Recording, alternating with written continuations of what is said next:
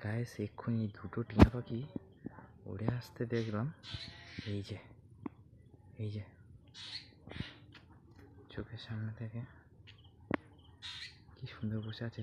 দুটো না তিনটে আছে আর একটা ও না, ওটা কোকিল বুলবুলি টাইপের। এই দেখো টিয়া পাখি, ওরে টিয়া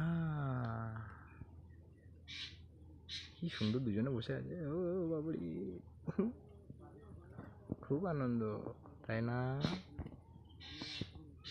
আমার একটা টিয়া পাখি ছিল, উড়ে চলে গেল।